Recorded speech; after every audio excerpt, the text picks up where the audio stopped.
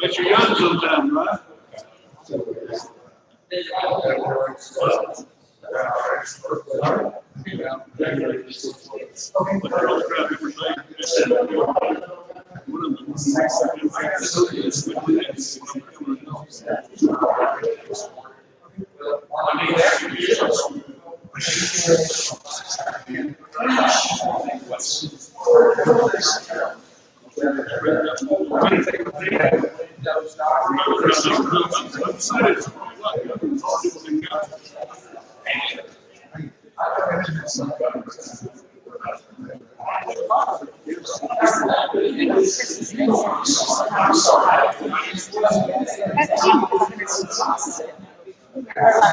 Yeah, I mean, we could just say like you should have done or something.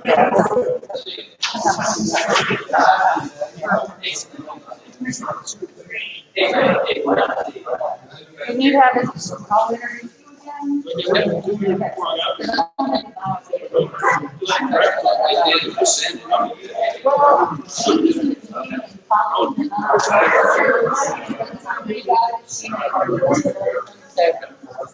I haven't done one on Philadelphia or something. They're kind of busy.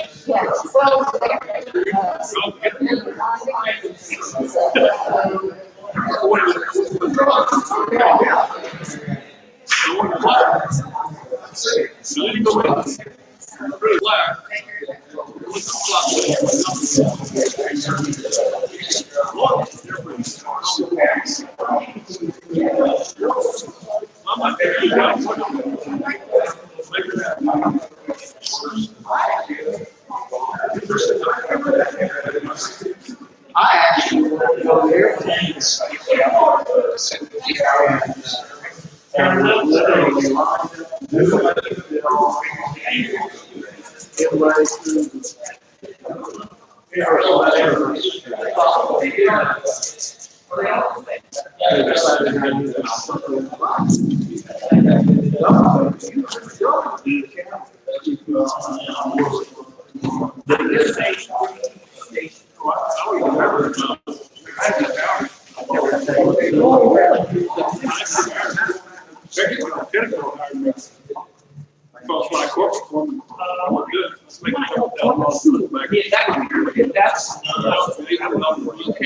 But when you get this, no matter where you are, That directly into us. Okay. Yeah. and That directly into us. Okay. Yeah. and I'll look for others. Okay. Thank you. Yeah, if you're speaking of that mic, Mark's going to be saying. Could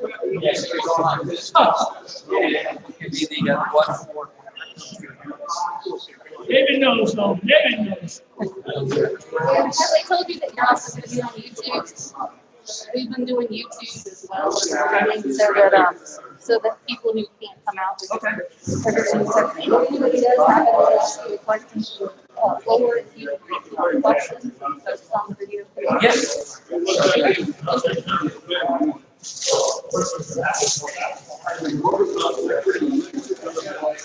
I've been on your website. It's like that's just one thing. Small crowd today. I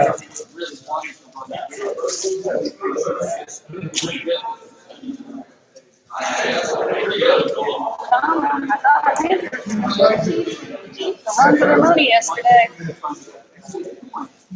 I slept through the second half. What happened? The Chiefs won, but I mean, yeah. We got a whole Yeah.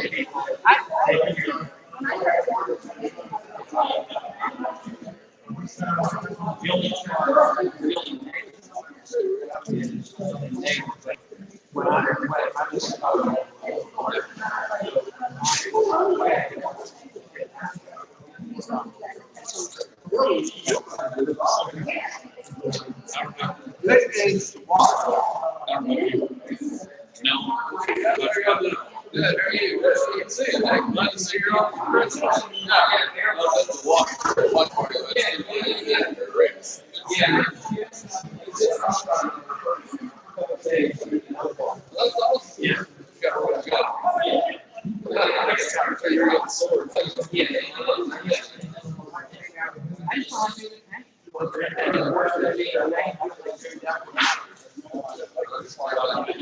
I see.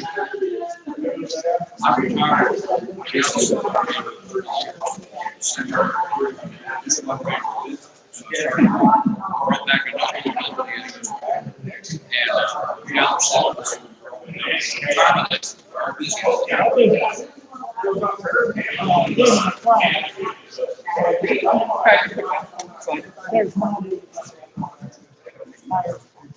See. Actually, 20 years. Yeah. No worries.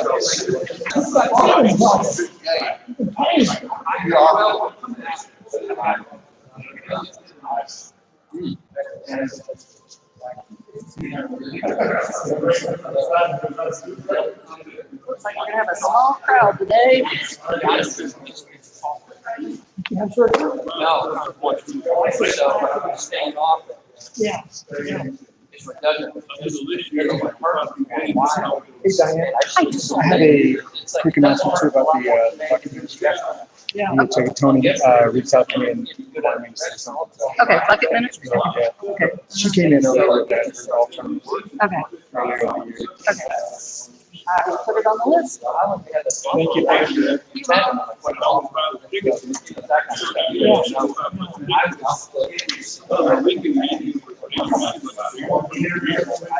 I was in the office. You say Hillings? I was in the office. Yeah, gotcha. I told my last in this it's very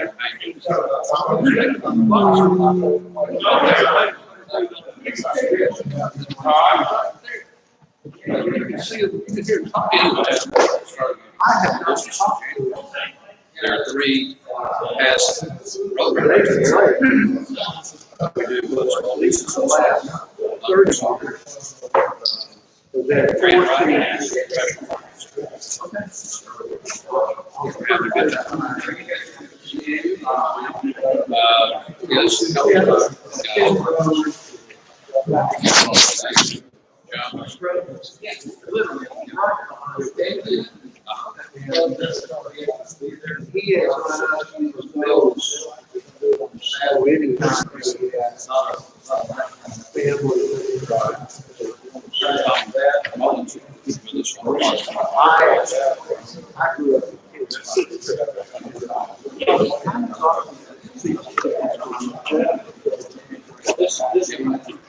Yes. You remember Bob Turner? Yeah. Smart advisor that he is at work. Two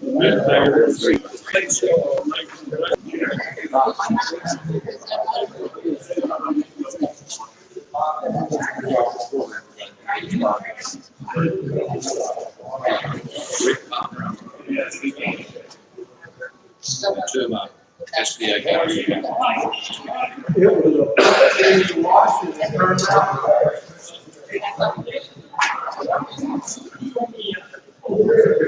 So, you can talk about office process.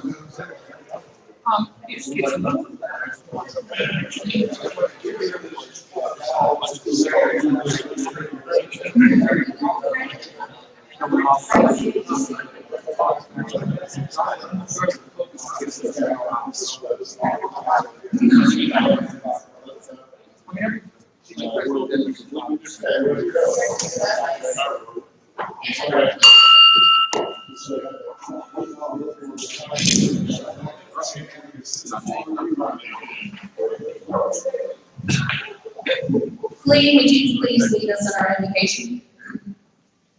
Yes, okay, this is on. Hope you can hear us, Lord. Thank you for this day.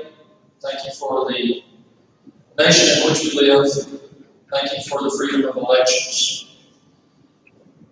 May we heal and go forward and be better than before. We thank you for the opportunity to do which part of which we have eaten and part of which we will partake. Thank you for the hands that have prepared it. Thank you for all the blessings of this life and the life to come. We ask all these things each in our own way. Amen. Please join me in the pledge to the flag. Pledge allegiance to the flag of the United States of America and to the republic for which it stands, one nation under God, indivisible, with liberty and justice for all.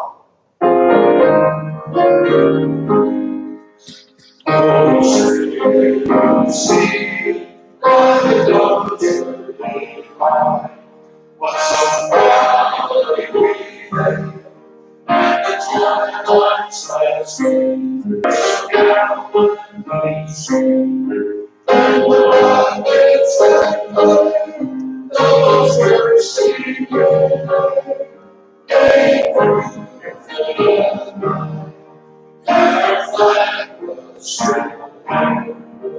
Oh, say,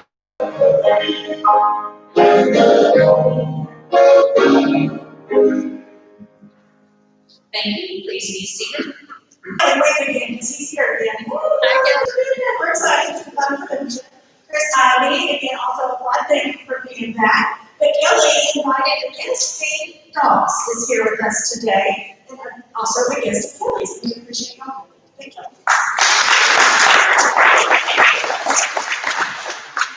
Thank you very much.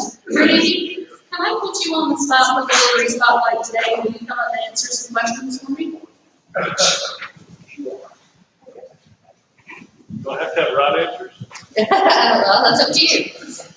Johnny's not here today, and he usually does our member spotlight, and so I thought I would take him. Come on in and insert him here in the image, the video, to introduce you guys to Randy Marshall. I know that he spoke to us 2 meetings ago. Was it 2 meetings ago as part of the real estate roundtable, but I believe that there's other stuff in your background that you might want to know about. So you do real estate again, or you want to finish this up? So talk about that. Well, I've been nursing for a while, but I always had an interest in real estate. And my retirement income, the small amount that it is, comes from real estate investments. Nothing big, it's been good to me. So here a while back, a few years back, I said, you know, I wish I got a real estate license where I could find some of the property. Some of the stuff runs small, and agents don't like it. They want the big commission. They don't want the little half acre, 1 acre, this or that. And so I said, I'm just kind of too old for this. But I said, no, you're not going to do it. For you guys, it's in a real busy works room. You feel like you're doing a day, it's not like 2-a-day football practice. So it's taxing on the body. You know, you think, well, you just charting a bit. I rarely sit down, and I'm in a busy ER. So about 4 days a month is all that's on me for text. So I think you said as part of the real estate roundtable that you found the test really easy. Were you the one who said that? Well, it was easy. It's a 10th grade test, folks. That's really. So, and you're married. I am married. How about kids? We do. My wife has a child. It's my stepson, and I have a child. We're both grown up and older than some of the folks in this room. Not older than Tom, but older, you know, in their 30s and 40s now. So doing well, good kids, and me and my wife are heading towards 36 years of marriage. Happy, and we're trying to actually sell our place now. We're going to build a new home, so it's kind of exciting for us. How about grandkids? Got 1 grandson who lives in the Dallas area, and 1 granddaughter that's close by in Lubbock, Texas. So that's a hike, but we still get there. Wonderful. And so, how long have you been a member of Rotary? Roughly. 3 or 4 years. And is South Highland Rotary your first club? Only. Only club. And what brought you to Rotary? Well, you know, man, good gracious. I was talking real estate. I met her through other ways, and we got talking, and I said, you know, and I had a real estate license about 75 or 80 years ago, And it seemed like that one go there, but I did real well with it. And so she said, well, you ought to do it. I talked to my wife, and you know the story there. So maybe, so we ought to come to Rotary. And I think the first time she invited me, our congressman was here. So Lily was having a nice meeting. I said, what's up? I'm being honest with you. And what about hobbies? Well, it's dinner season, folks. You know, if you don't see me, I'm in the woods. All right. Well, thank you, Randy. Thank you.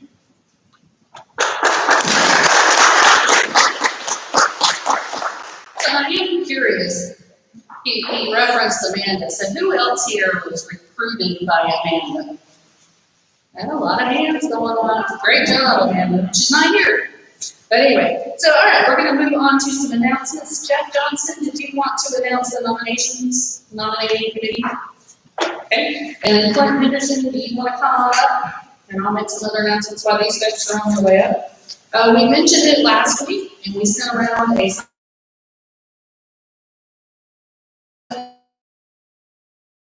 I'm hoping for beautiful weather because it should be fun to be outside, just hanging out with lots of folks. We do need lots of volunteers. You may have seen an email come out over the weekend, so I'm going to send this around. And while I start this, I'm going to turn it over to Clint for an announcement.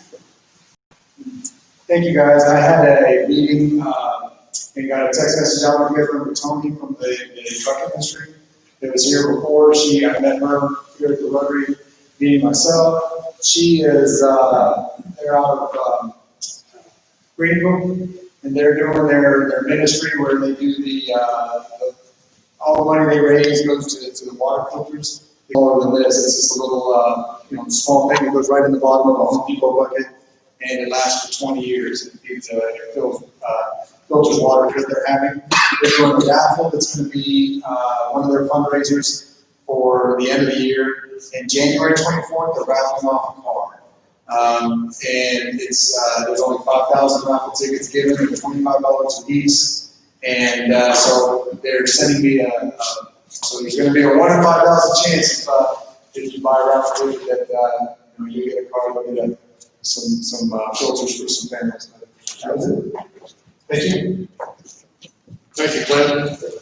In your notes that came out yesterday for our meeting for today, there was one that talked about, I had talked about our nominations. For our bylaws, we're required to have nominations for president-elect. It will be for the year 2022-23. That's after Beth serves next year, and also for our treasurer and secretary for next year.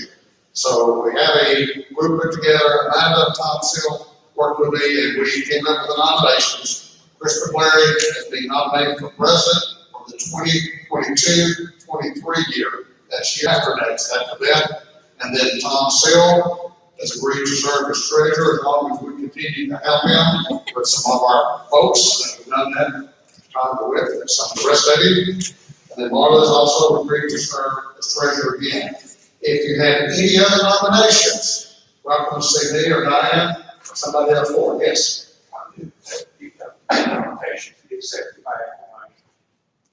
Second.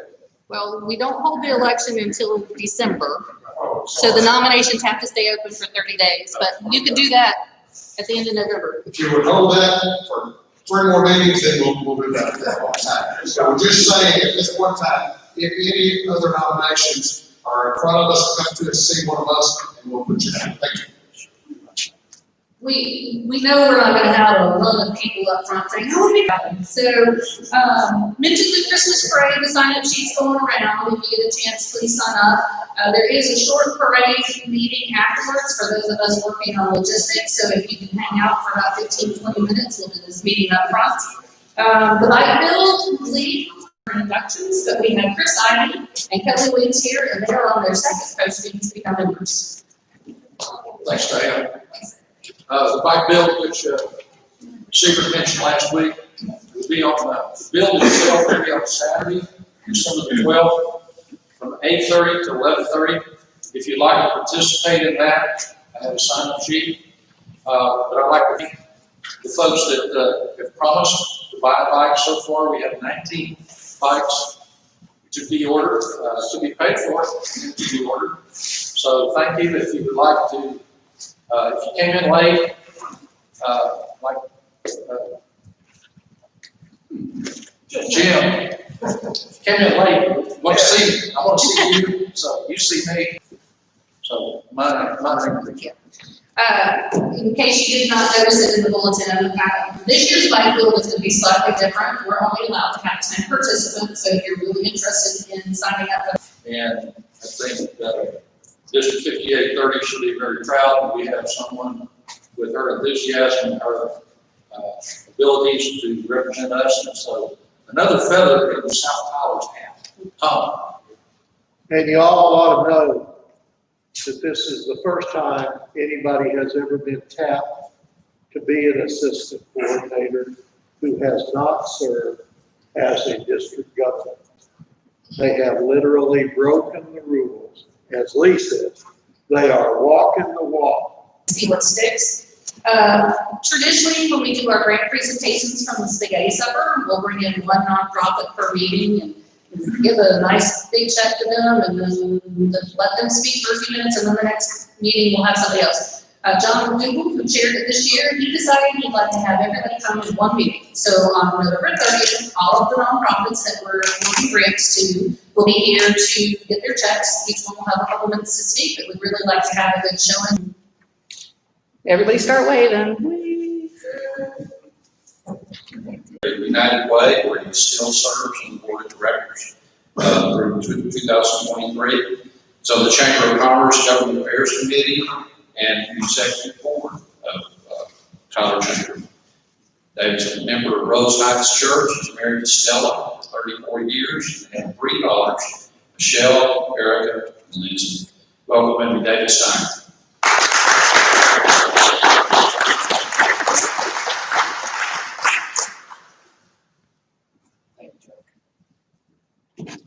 All right, oh, that's interesting. You got your back turned for about 15 minutes, and then you wonder who else comes in the room. It's going to find out. It's always, it is a little bit unnerving when you talk to groups of people that know you, because you figure, oh great, these people don't want to comment, so nobody's going to show up. So thank you for at least being here for the day. Get the mic up, right? There you go. You got to do sort of the Beyonce thing up here, just hold it up that tall. So anyhow, again, thank you guys for the opportunity. So what I thought about was a couple things. So first off, when John called me and said, look, we'd like to talk about how COVID affected small business, immediately my mind said, I'll put the date in the calendar, but I've got a funny feeling that whatever I'm thinking about today is going to have nothing to do with what I'll talk about at that time. Because we just had the feeling at that point that this thing was ever changing. And so the other thought was, look, everybody's got experiences with COVID and how it's affected your business and in different particular ways. So what I wanted to do was I thought, what can I do to bring a different twist to this thing? So it's not the same thing you've heard from a lot of different people, quarantines and Zoom meetings and all that. And so the perspective of the cleaning industry is really quite unique, because when this thing happened, we had to react in a lot of different ways. And so a little bit of background. So I'm a corporate America reject. I spent about 25 years in medical devices, and I got tired of them, they got tired of me, and I realized one thing about myself is that I can't work for anybody else. I'm impossible. So it just is. I'm always looking for a creative way, a different way, an innovative way, a new way. It's the old Reagan trust and verify. It's not that the way that we do things are wrong, but if we don't test it every now and then, we can get so complacent in something that we let opportunities pass us by.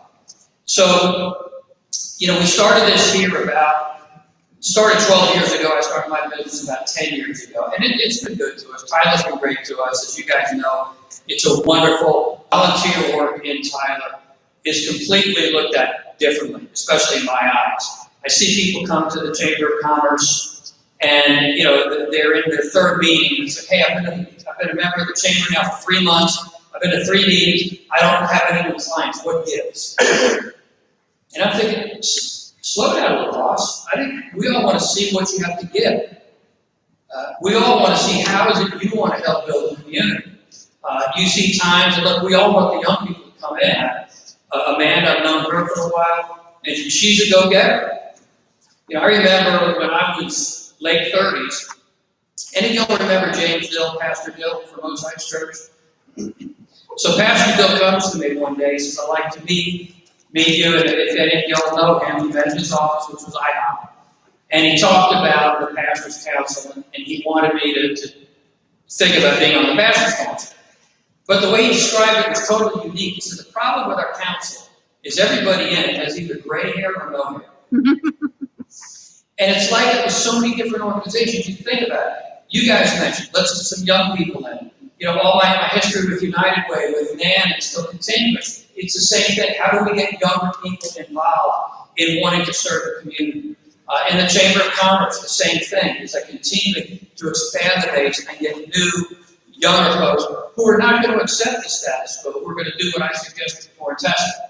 So, anyhow, that all led me to wanting to buy my own business. I found a franchise in the commercial cleaning business, and that's really what Office Pride is. And it's not designed as an Office Pride commercial, but we clean office buildings. We tend to clean businesses and buildings, whether it's a small 1 or 2 person operation up into large office buildings. We tend not to do retail.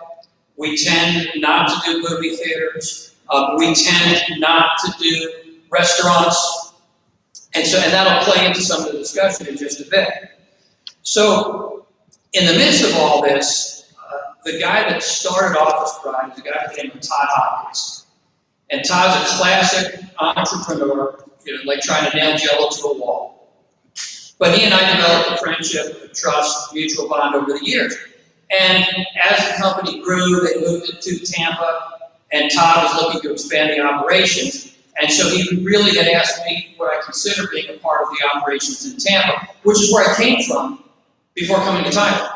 So I had a natural fit back to Tampa, back to an area that you know. My wife's family is all from Central Florida. And one of the reasons that we're in Texas is because my wife's family is in Central Florida.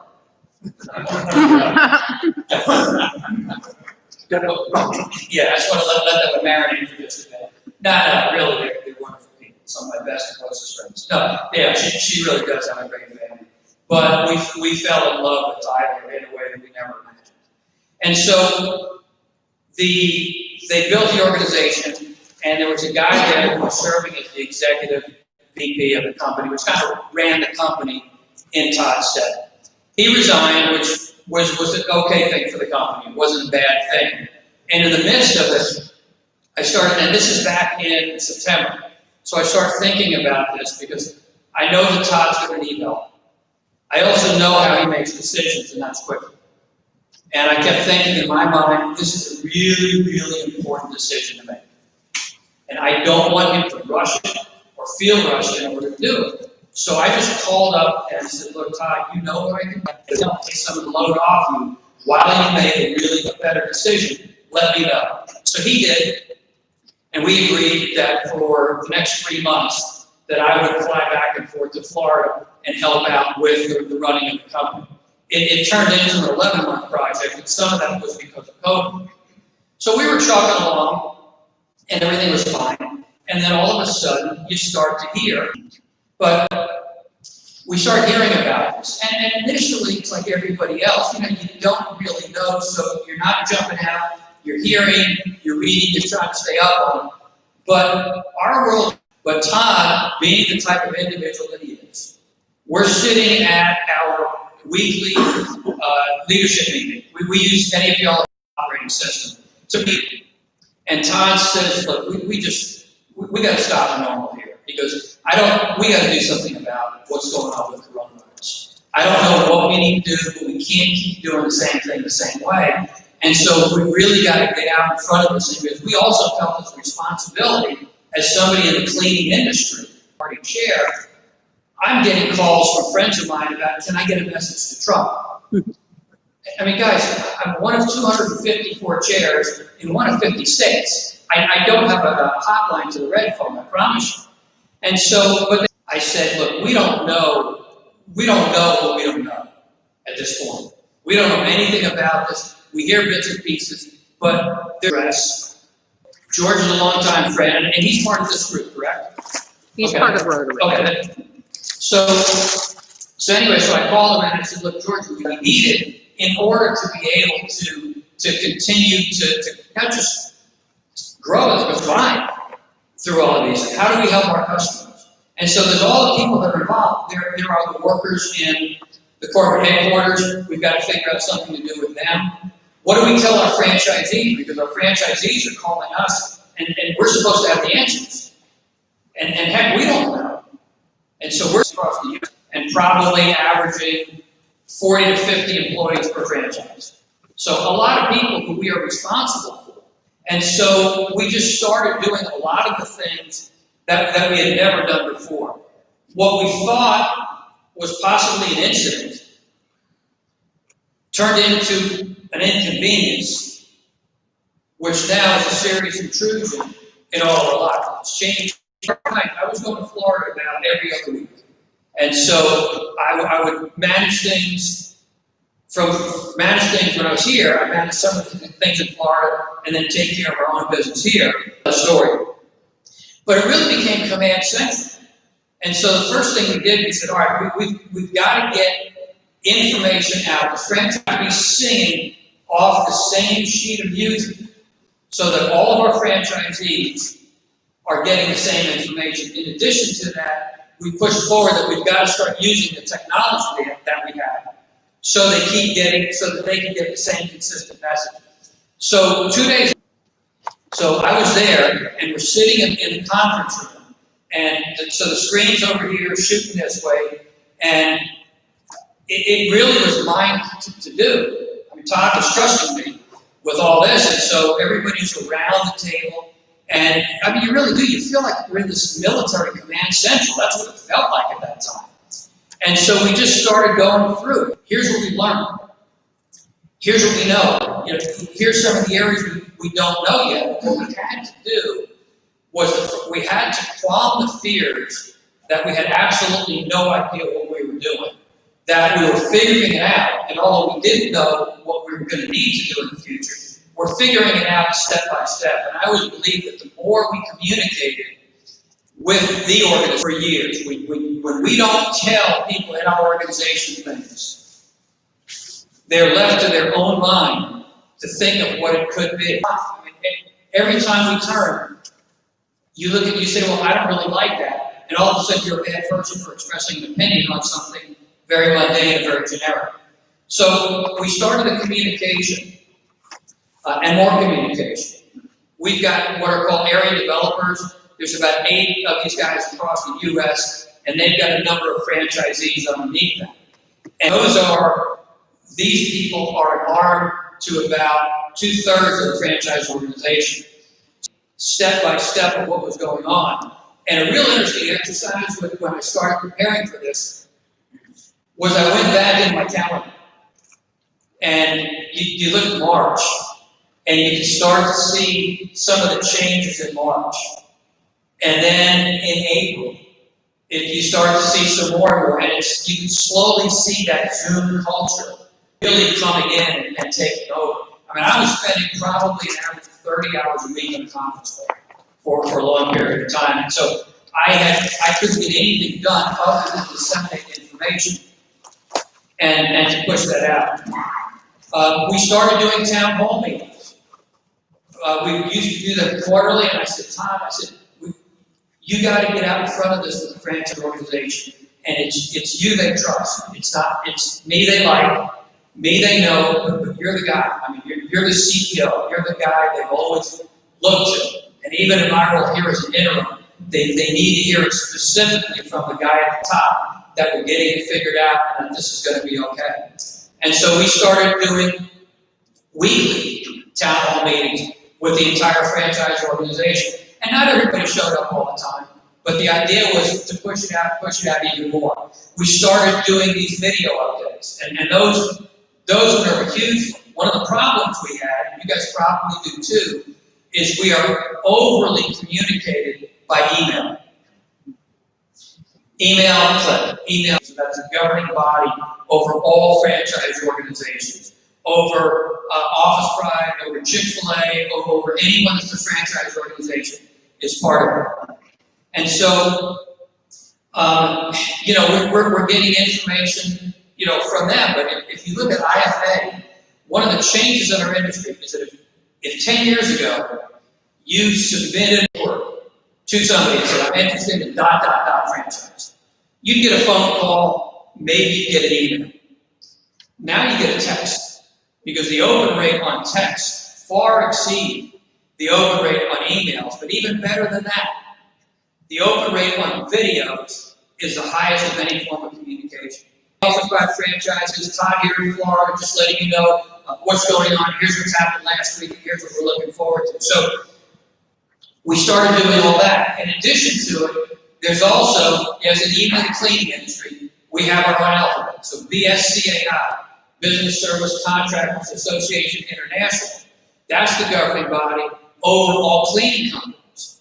And so with all of the companies that were members of BSCAI, and we started having conference calls every other week because we realized that if we try to do this alone, it's not going to be successful. And so we shared a lot of intel with our competitors and vice versa. It's one of those industries that still seems to be one you work with, but every other week we're meeting with them. Right after that, I remember, I'm just looking at this list here, conference call with Senator Cornyn was really early on in this. And then we started getting involved with PPP loans. And we still don't know what the full outcome is on all this. Is it forgivable? Is it not forgivable? What's going to happen? So there's some risk with that. John, if you were going to buy an Office Pride franchise, walk through the facility, you talk to all the people that are going to be involved within your growth as a franchise owner. The deal is for Chick-fil-A, sorry Jeff, but we do call ourselves the Chick-fil-A of the cleaning industry. Zero. And that's unheard of in a franchise organization. And we did steal this for Chick-fil-A, sorry Jeff, but we do call ourselves the Chick-fil-A of the cleaning industry. And it's kind of much, so if you guys have questions on that, I'm happy to answer anything. I do in Cuomo are dancing in the streets together.